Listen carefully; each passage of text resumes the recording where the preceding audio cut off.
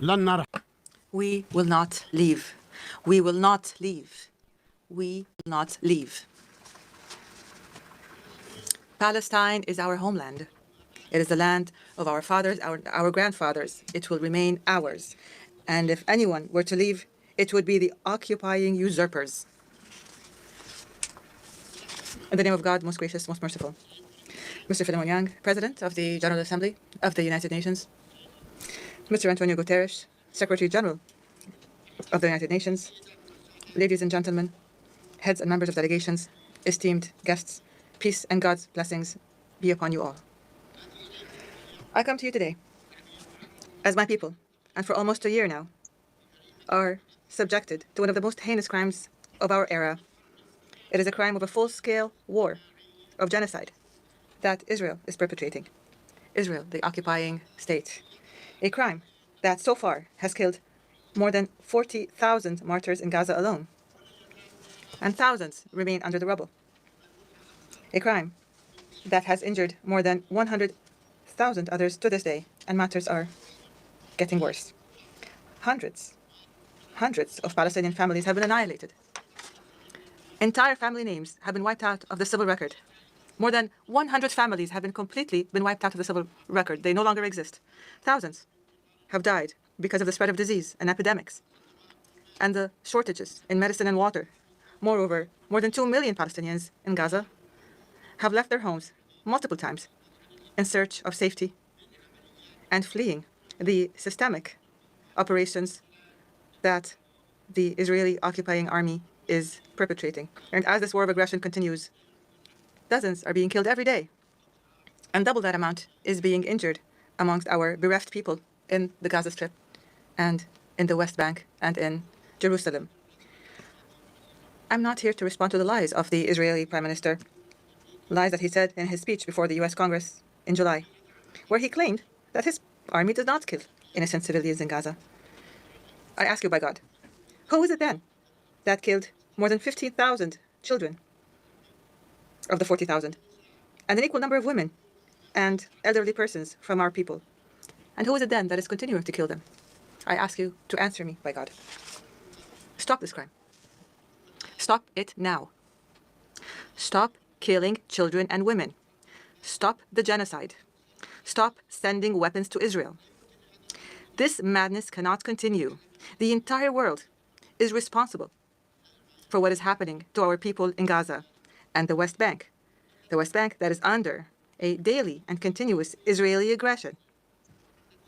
It is under a vicious settlement activity. They're building everywhere in Palestine, as if all of Palestine is theirs. It is subjected to the terrorism of gangs of settlers under the patronage and support of the Israeli government and the occupying army, which destroys hundreds of houses in the lands of Palestine, not to mention what our eternal capital, Al-Quds, is being subjected to in terms of campaigns to change its nature, to Judaize it, and to aggress it and its holy sites and landmarks, to change its historic and legal status. We've recently heard a terrorist Israeli minister calling for building a temple in the Al-Aqsa Mosque. We must condemn and stop this reckless minister and those like him who want to set a fire of religious conflict and strife that will burn everything in its way. The Aqsa Mosque and its surroundings, ladies and gentlemen, is the exclusive property of Muslims. This has been endorsed by a resolution taken by the League of Nations in 1930. This was a resolution by the League of Nations, and we will accept nothing else regardless of the circumstances. Ladies and gentlemen, we have repeatedly warned here in the General Assembly that the situation in the occupied land of the State of Palestine warns of an explosion, and this explosion has happened. It happened on October 7th of last year and afterwards. And from the very first day, I stressed the need to immediately stop the war. I condemn the killing of civilians regardless of who they are and regardless of what side they were on or any people they were from. I demanded the release of prisoners and those detained by both sides. There's no need to detain women, children, and the elderly. We've said this repeatedly to anyone who has those people detained. I called for immediately going to the negotiations table to implement a two-state solution based on international resolutions. But instead of heeding the voice of reason, the Israeli government took advantage of what happened to launch an all-out war of genocide against Gaza. It committed and continues to commit war crimes as acknowledged by the international community. They're called war crimes. Israel today is now launching a new aggression on the brotherly Lebanese people. The Lebanese people are now being subjected to a war of genocide. And Israel must stop the war in Lebanon and in Palestine. We condemn this aggression and we demand that it stops immediately. Israel has reoccupied the Gaza Strip in its entirety, and it has destroyed it almost entirely, so that Gaza is no longer fit for life. Most homes have been destroyed. The same applies to most buildings. Health facilities, educational facilities, economic buildings, roads, churches, mosques, water plants, electric plants, and sanitation plants. Anybody who goes to Gaza who'd known it before would not recognize it anymore. It's no longer there. 75% of everything in Gaza has been fully destroyed. If Israel thinks that it would get away from being held accountable and punished for these crimes, then it is delusional. The international community must immediately impose sanctions on Israel. The massacres, the crimes, the genocide that Israel has been perpetrating against our people since its inception in 1948 to this very day will not go unpunished. There is no statute of limitations. Rights will never be lost as long as there are those who demand them. And despite our repeated calls and demands, the world has not succeeded in obliging Israel, this transient state, to stop this war of genocide and its war crimes against innocent civilian residents. We regret that the U.S. administration, the democracy of the world, the largest democracy in the world, obstructed 3 times draft resolutions in the Security Council demanding Israel to observe a ceasefire. The U.S. alone stood and said, no, the fighting is going to continue. It did this by using the veto. And added to that, it furnished Israel with the deadly weapons that it used to kill thousands of innocent civilians, children and women. And this further encouraged Israel to continue its aggression. As long as the U.S. is supporting it, then why not keep going, since it's already an aggressing state? This is the United States, the very country that was the only member in the Security Council that voted against granting the state of Palestine full membership in the UN. We don't deserve membership in the eyes of America, so they use the veto against it. I don't understand how the United States could insist on opposing our people, insist on depriving us of our legitimate rights to freedom and independence, as is the right of the rest of the countries, 194 countries, and we are no less than them.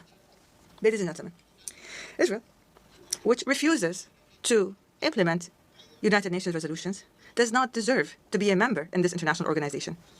Israel, whose permanent representative in this organization, says that the very building of the United Nations, and he said this, he said that this building must be removed. This building that we are sitting in right now, it must be wiped off the face of the earth. This country does not deserve to be a member in this organization.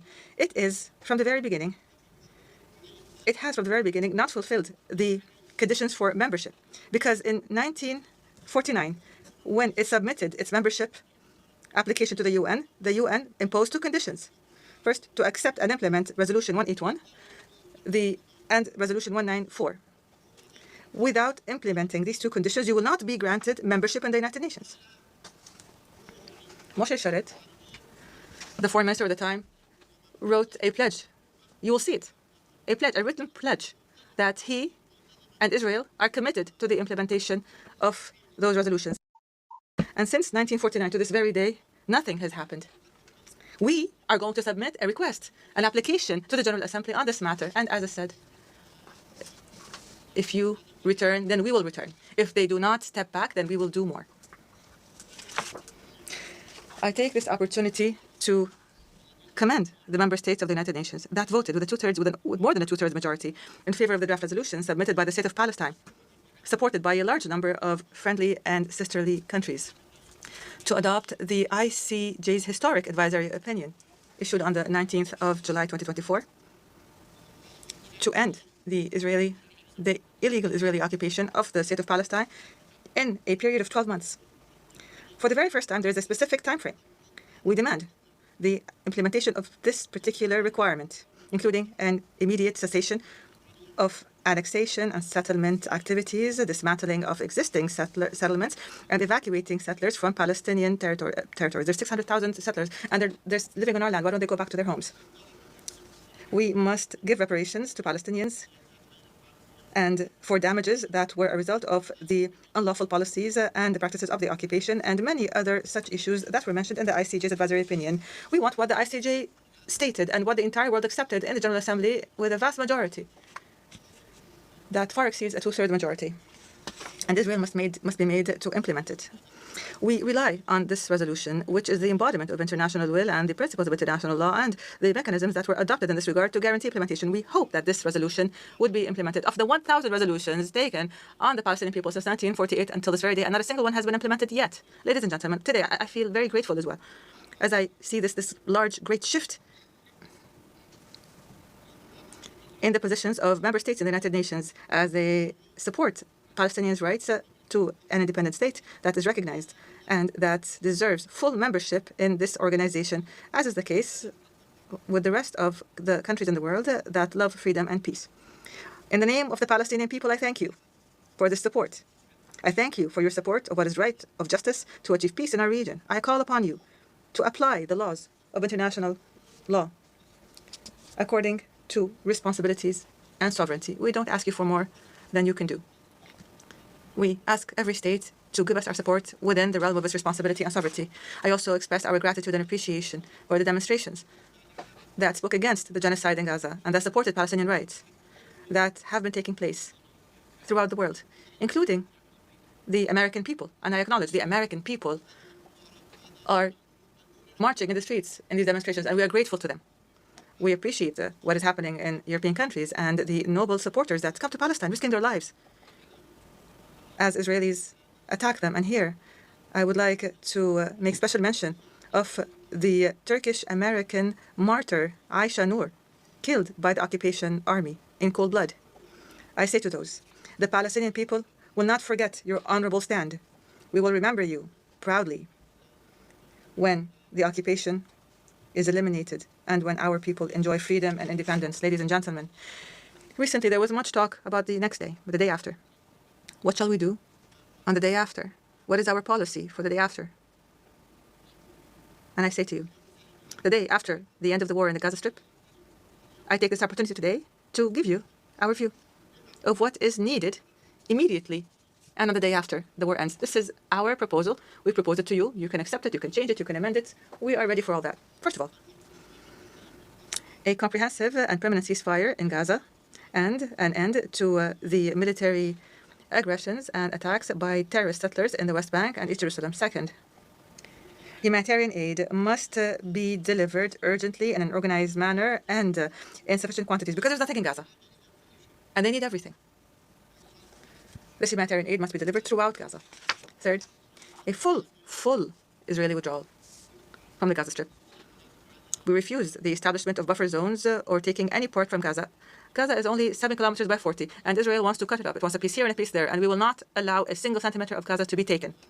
We demand that we stop the forced displacement inside the Gaza Strip or outside the Gaza Strip. We demand a return of those displaced to their homes or to have housing provided to them. Netanyahu wants in the West Bank and the Gaza Strip people to be displaced, to be evacuated to Egypt and to Jordan. We refused. The Jordanian and Egyptian governments, and I thank them for this, said we will not allow the displacement of any Palestinians and eviction of the Palestinians from their lands. Fourth, we demand the protection of UNRWA and humanitarian organizations from Israel's actions and to provide political and financial support to these organizations so that they can perform their role and offer their services to the Palestinian refugees until they return home. UNRWA was established to do its job until the refugees return. And every day Israel finds an excuse to convince others that UNRWA's work must be ended. Fifth, we demand international protection for the Palestinians on the lands of their occupied land. We want protection. We are not fighting Israel. We cannot fight Israel. And we don't want to fight. But we want protection. We want our children, our women, our families to be protected internationally. Sixth, Palestine, the state of Palestine must shoulder its responsibilities in the Gaza Strip and impose its full mandate on it and jurisdiction on it, including the border checkpoints, especially the Rafah international border between Egypt and Palestine, as part of a comprehensive plan. This has existed before and it must return to the way it was. Seventh, and within the context of within the context of a comprehensive national reform process. This is a process that we're undertaking, and most countries have reviewed it, supported it, confirmed it, and thanked the Palestinian government for it. And hopefully we will continue with this process till the very end. In terms of this process, we will reconstruct our infrastructure and state institutions destroyed by Israel. We will revive the economy and establish sustainable development and rebuild the Gaza Strip. And we will hold the state of Israel fully responsible. 8, the authority of the State of Palestine and the Palestinian government and the PLO, the legitimate and sole representative of the Palestinian people, will have authority on all Palestinian territories in the Gaza Strip, the West Bank, and Eastern Jerusalem, as has been stipulated for us by international law. We are not asking for more, but we will not accept any less. The West Bank, the Gaza Strip, and the Eastern Jerusalem. We will not ask for more, but we will not accept any less. We will hold general elections. We're ready to hold elections. We've been ready in the past, but Israel refused to allow us to hold these elections in Jerusalem. But if this were to happen, we're ready to hold these elections and to form a Palestinian government in accordance with the results of these elections. 9th. We will continue to mobilize the largest possible international support so that the State of Palestine can achieve full membership in the United Nations as soon as possible. What do we lack to be sitting amongst you? What do we lack to be on the same footing as 194 official member states in the United Nations? We have the land, we have the authority, we have the people, we have the culture, we have the knowledge, we have everything that we need. We ask you to help us. 10th. The full implementation of the General Assembly resolution on the advisory opinion that we mentioned, issued by the International Court of Justice in a manner that would lead to the end of the occupation in 12 months, as stipulated by the resolution, as set by the advisory opinion. Number 11, hold an international peace conference under the auspices of the United Nations within a year to apply the two-state solution. So we hold this international conference so that we would resolve all the problems that remain between us and Israel. By the way, we recognize the state of Israel, but Israel doesn't recognize us. We want a solution that would protect both countries, the State of Palestine and the State of Israel, so that they can coexist in peace, stability, and security. Number 12, to adopt international peacekeeping forces by virtue of a Security Council resolution between the states of Palestine and Israel to guarantee the security of both countries. We call for guaranteeing the security of both countries. These are the elements of our vision for the day after, for today and for the day after the war ends in the State of Palestine in general. And I call upon you to adopt this plan and to provide all the necessary means to guarantee its success. Ladies and gentlemen, a few weeks ago, I declared that I've decided to lead a Palestinian delegation to the Gaza Strip so that we can stand by our people who have been exhausted by the Israeli genocide war. I call upon you to support this decision by issuing a United Nations decision resolution by the United Nations here by pressuring the occupying government so that it would not obstruct this effort. And here I welcome any state, any party that wants to join us in this visit. We'll be happy to go with you to Gaza so that we could all see the tragedies that are taking place. I salute our heroic people that are sacrificing all that is precious for Palestine. In the Gaza of sacrifice, in the West Bank of solidarity, of Al-Quds, which is our crown jewel and our capital. We salute our people in the diaspora, in the refugee camps, to our brave prisoners in Israeli prisons. 6,000 prisoners. Israel arrests whoever it wants. Those prisoners whose dignity is being violated every day. Palestine will be free. It will be free despite anyone who objects to that. Our people will live on the land of their fathers and grandfathers as they have done for more than 6,000 years. They will continue their legitimate struggle for independence. The occupation will end, will end, will end. God's and peace blessings be upon you.